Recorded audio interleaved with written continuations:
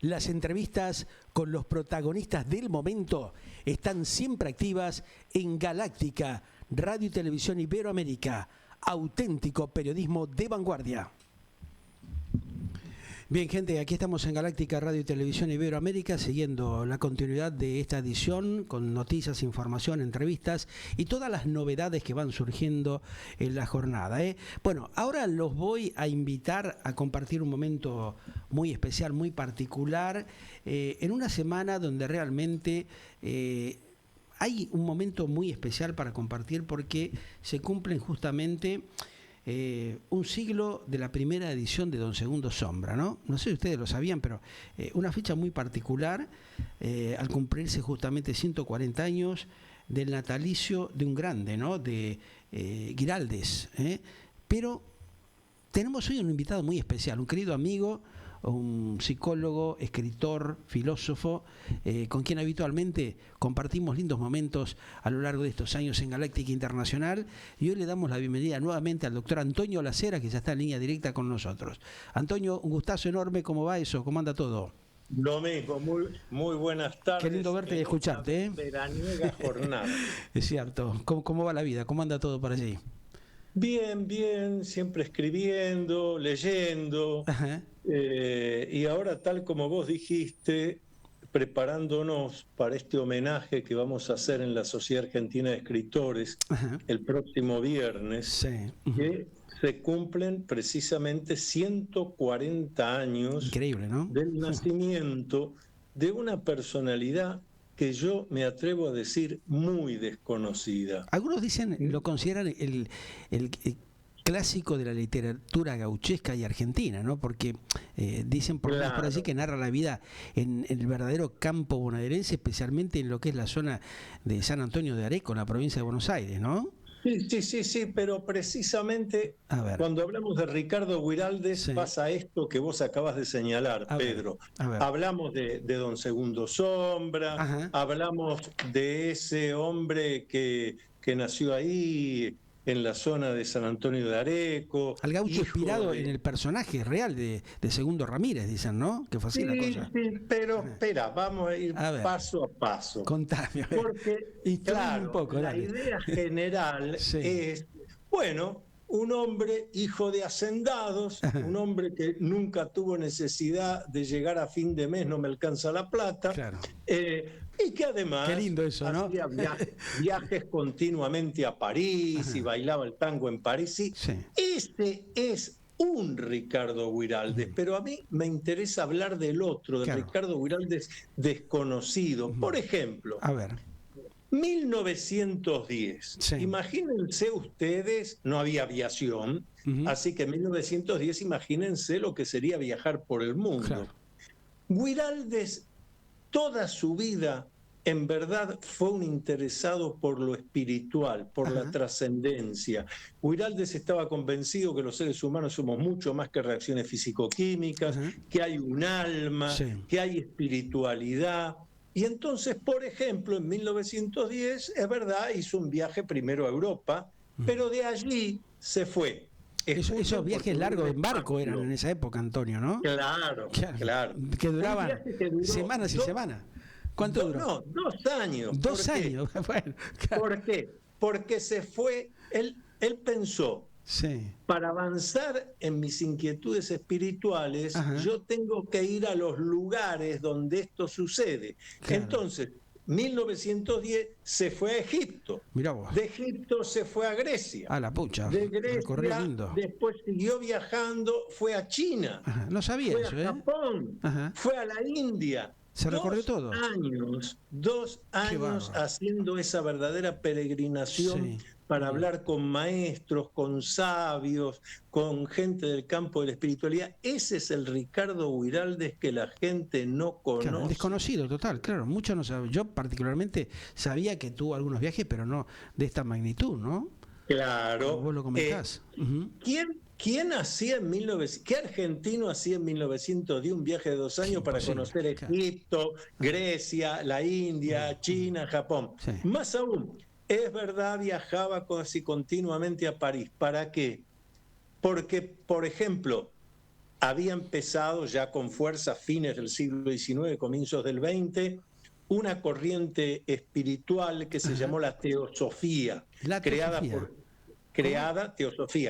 en Inglaterra por Madame Blavatsky. Claro. Bueno, cada conferencia, cada reunión sobre teosofía que había en París, ahí estaba sentado Guiraldes. Mira vos. Iban en esa época maestros, yogis. El hombre un privilegiado entonces, ¿no? Realmente tener esta posibilidad de estar en esos lugares en ese momento realmente fue algo trascendente, ¿no? Viajaban de la India maestros del yoga, yogis. Ahí iba Ricardo Guiraldes a escucharlos, a averiguar, a preguntar, porque toda su vida fue una búsqueda para confirmar que, primero, que hay vida después de la muerte, y segundo, que en este mismo plano los humanos podemos desarrollar la espiritualidad, desarrollar los fenómenos parapsicológicos, incluso técnicas de autocuración, porque Guiraldes se había dado cuenta que lo psíquico afecta a lo físico. Claro. Bueno, ese Guiraldes es un Guiraldes verdaderamente desconocido. Sí, todo esto, ¿cómo nos enteramos bien de todo esto? A ver, contanos. Guiraldes no pudo ni siquiera disfrutar el éxito de la novela gauchesca Don Segundo Sombra, porque a menos de 2 años de la primera edición desencarnó en París, muy enfermo, 40 años de edad. Bien, su viuda, Adelina del Carril, un tiempo después, se hace del diario que iba escribiendo cada día, donde anotaba, por ejemplo, cosas que había escuchado en las conferencias de estos maestros hindúes, cosas que había leído. O sea que él iba recopilando todo eso, o sea, lo iba guardando, lo iba archivando. Sí, para él, para su propia lectura. Claro. Pero Adelina del Carril, con muy buen criterio, la viuda, años después se encuentra con eso y dice, no, esto lo vamos a publicar. Y está publicado con el título con el que el mismo Guiraldes había titulado su diario, su libro de anotaciones, El Sendero. Fíjate vos, El Sendero. Está publicado, hay varias ediciones, y es interesantísimo porque ahí lees el verdadero Guiraldes, el tipo que estaba interesado por todo esto que estamos hablando, sobre todo por de qué manera, estando en este plano, uno podía tener una comunicación con lo espiritual, es decir, encontrar cuál es el rol y función de cada uno en el universo. ¿Eso te inspiró de alguna manera vos, Antonio, para generar el libro que vos editaste, que fue Las búsquedas espirituales de Ricardo Guiraldes? ¿Eso te animó, te llevó a tratar también de evaluar toda esa cuestión, esas vivencias que plantea a posteriori su mujer? Bueno, lo que plantea Adelina del Carril no plantea nada. Ella lo que hace es publicar claro, el diario, los escritos del diario de él, claro. El diario personal de Ricardo Guiraldes.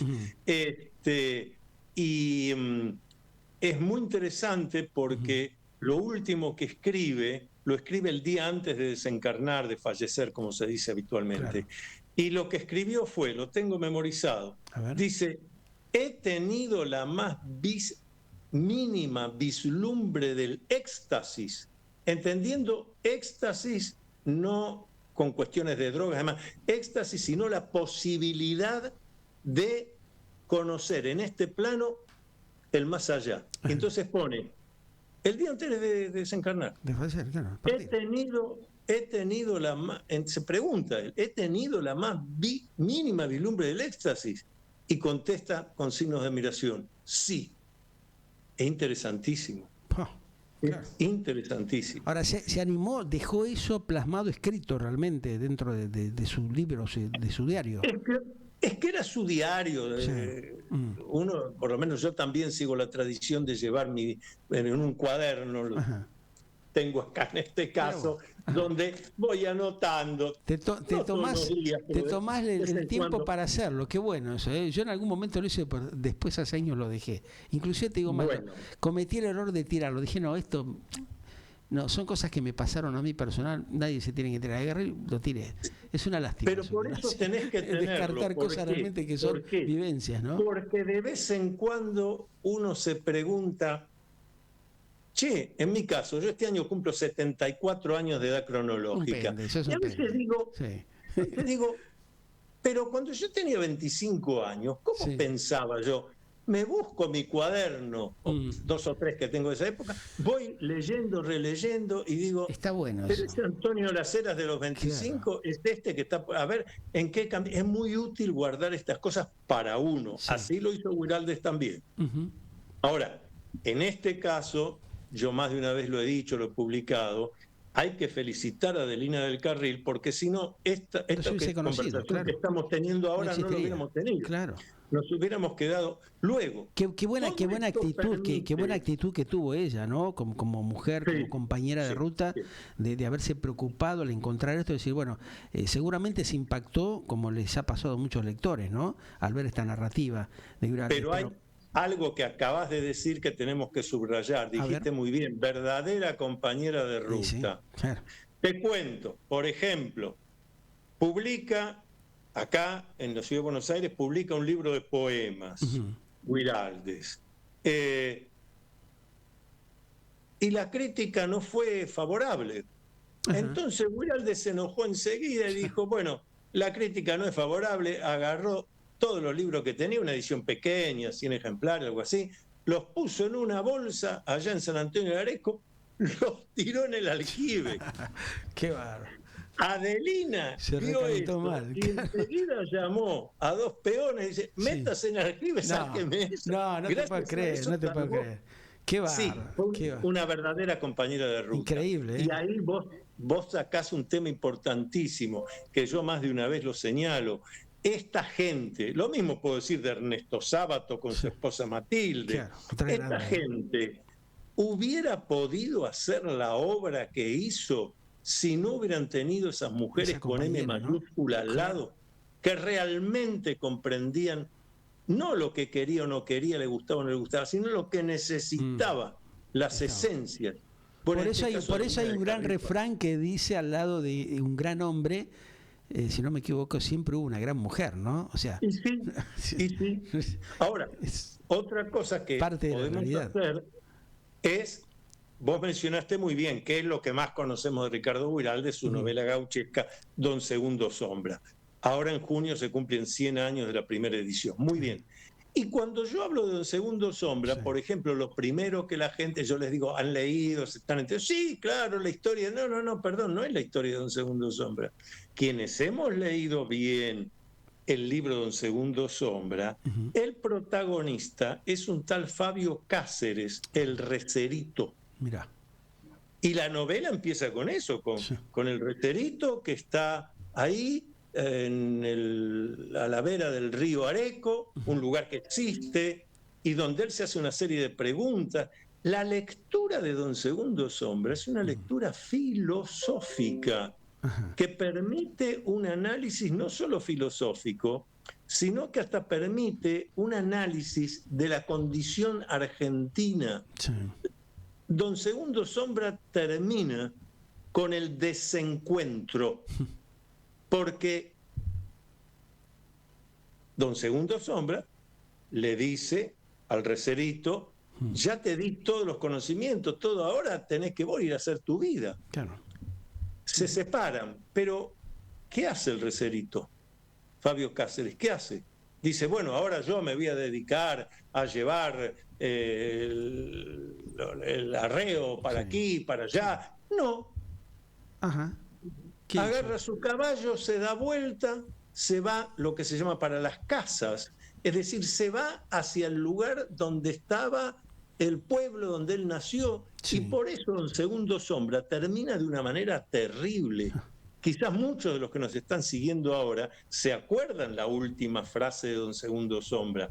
La dice el recerito, dice, me fui como quien se desangra.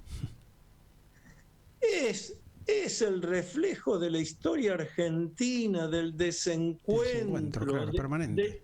Del no poder sumar, de no poder unir, de no poder lo aprendido avanzar con lo aprendido hacia un nuevo horizonte, no repetir más de lo mismo. Ahí está la cosa. Es lo que hablaba yo hace un rato con otro tema, justamente con otro editorial que estaba haciendo con la problemática que tenemos ahora de los desencuentros que hay entre los mismos argentinos, ¿no?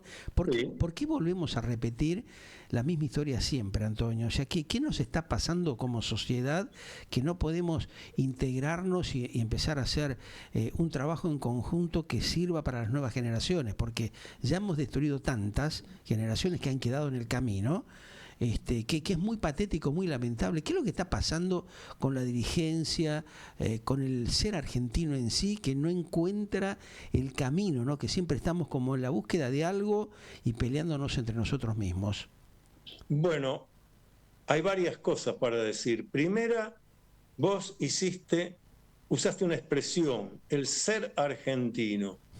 Yo justamente en mi tesis con la que me doctoré en psicología social, planteo eso. No hay todavía un ser argentino. A la pucha. Esto es algo que está por nacer. Y nosotros, los de nuestro grupo etario, Pedro, ya desde chicos, desde la escuela primaria, veníamos escuchando que la maestra nos hablaba del ser argentino en la secundaria.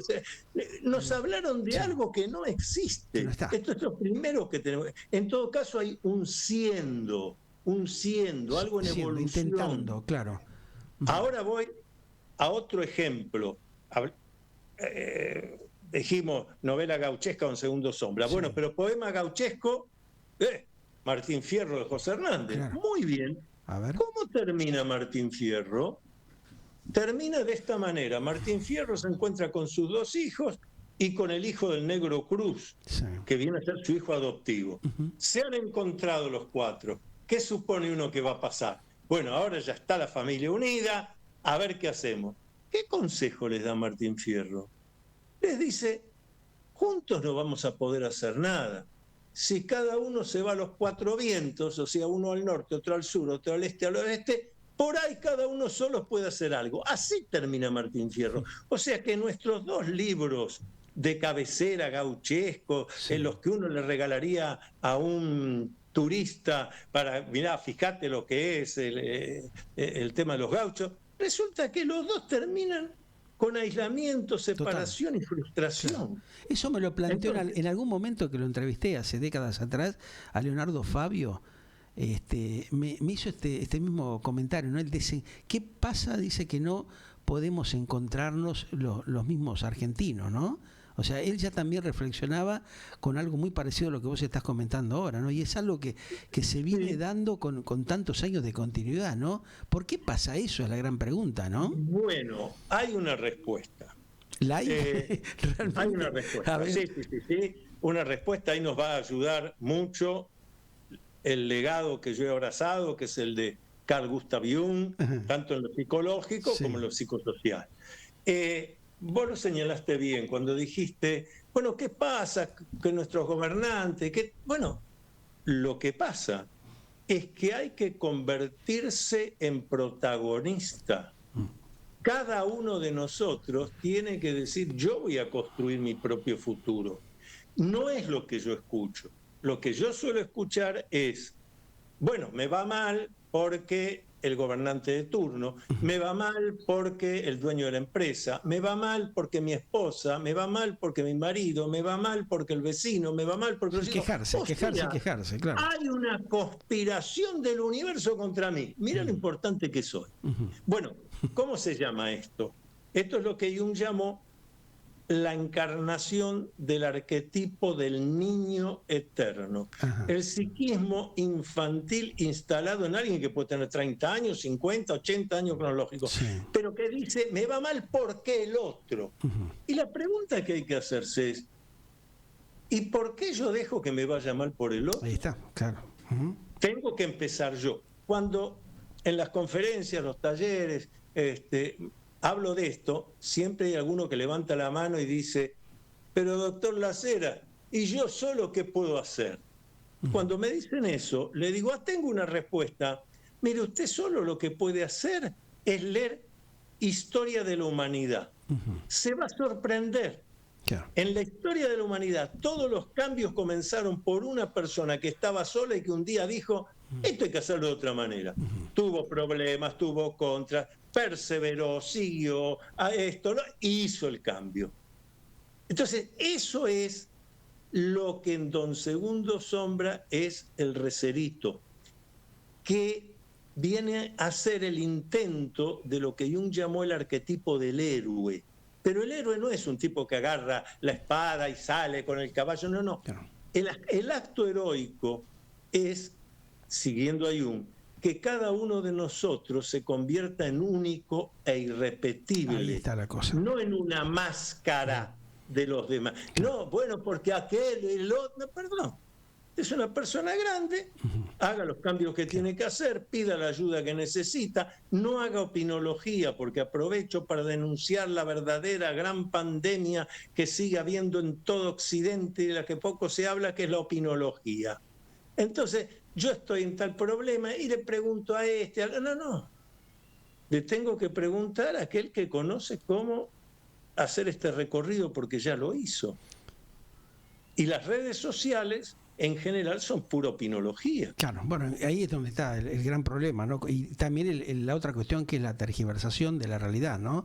De un lado y otro se van generando un montón de cuestionamientos que a veces no tienen sentido. Pero bueno, lo importante es reflexionar y, como vos lo decías, querido Antonio, tratar de uno empezar a comprometerse a producir el propio cambio interior, ¿no? Que es lo que necesitamos. Claro. Para mañana. Pero viste, a veces uno dice hay que hacerlo, pero la gente medio como que se asusta. Tratar por lo menos de poner la energía en eso, ¿no? Decir, bueno, me involucro y empiezo a trabajar con este cambio fundamental. Vas a estar presentando en la SADE en las próximas horas este prefin de justamente... Este viernes 13, para Mejor Viernes 13, 18 horas, junto con el doctor Jorge Giorno, con Daniel Ripoll, vamos a estar haciendo un homenaje, es de entrada libre y gratuita, un homenaje a Ricardo Guiraldes, y justamente vamos a hablar de todas estas cosas.